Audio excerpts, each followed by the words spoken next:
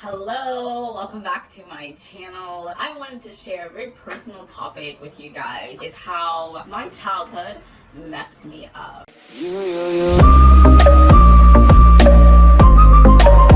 California dreaming about you. My first reason was because I was a military brat, so we traveled a lot when I was a kid. And when every place we were stationed, we were always only family that looked like us. Because we were stationed in Iceland, and then we were stationed in Nebraska. And anyways, I never grew up around people that looked like me. My mom actually never made a deal about it.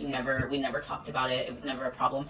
I didn't even notice I was different until I went back to the United States when we moved to Nebraska. I'll never forget, but it was like the first week I was in Nebraska. I was in the 7th grade, and we were talking about slavery in the United States. I remember as soon as we opened the books like slavery, all the eyes go on me, and I remember I was just looking around like, and I was just like, oh my god, because I was like 12, so I didn't know really what. I was like, why is everyone staring at me? Like, I had a lot of image issues growing up as a kid, and even when I moved to Nebraska, obviously like it's predominantly white, guys didn't really like me, and then physically, and then even the black community in Nebraska is the men are very racist against black girls, like super racist. Like they will literally tell you to your face that they don't date black girls, they only date white girls, blah blah blah. So for me, I started very young, like just being like, what is beautiful? Like, I'm not beautiful. Like, second way my childhood messed me up was not having a father figure. The thing is, it's not like a normal situation because my parents were married, and they were married for like 7 years, and then they got divorced when I was 5, and then I just never saw him again. So that's what the story's kind of weird, because all of my friends who didn't know their father, it was usually because it was maybe like a one-night stand with their mom, or their father died in a car accident. But my parents were actually married and actually like in love, and I just never saw him again after they got divorced.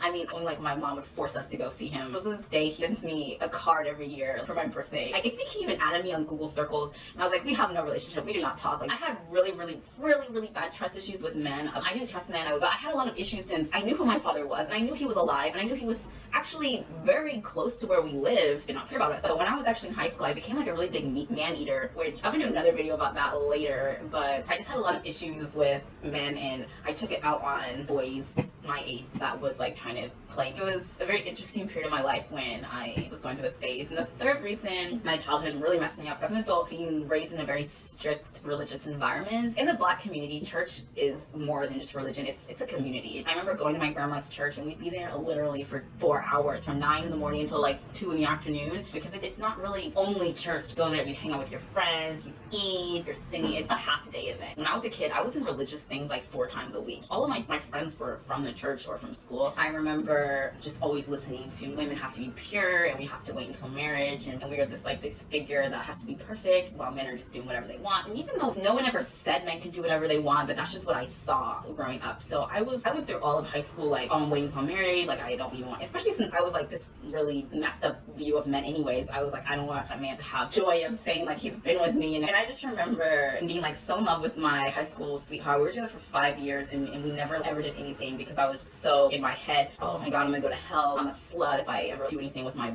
boyfriend that I'm only with him, like I'm a whore, like be pure. And that really messed me up, because it started me off at a really young age, like sexism, and how like you're only worth as much as your vagina, and that's it. When I moved away, I really started finding who I was as a person, and really questioning like what I actually believe myself. So now I'm super feminist, and I'm like super vegan and super healthy. I'm not like fighting these inner demons anymore of how I wasn't beautiful when I was a kid, because I was like the different, like the black sheep, and then how my father was never around. So I just felt like men are just shitty people, and then how religion, thinking like I'm not worth anything but my body. So I'm really happy in 2016 and in 2016 that I'm very healthy mentally, and going into 2017 also going to continue this momentum of happiness. Just kind of a little bit about me, very personal. So if you like this video, please give it a thumbs up, and please also put in a comment that what maybe your childhood things kind of messed you up as an adult, maybe what things you're still currently fighting with, and I would love to hear it. Until the next video,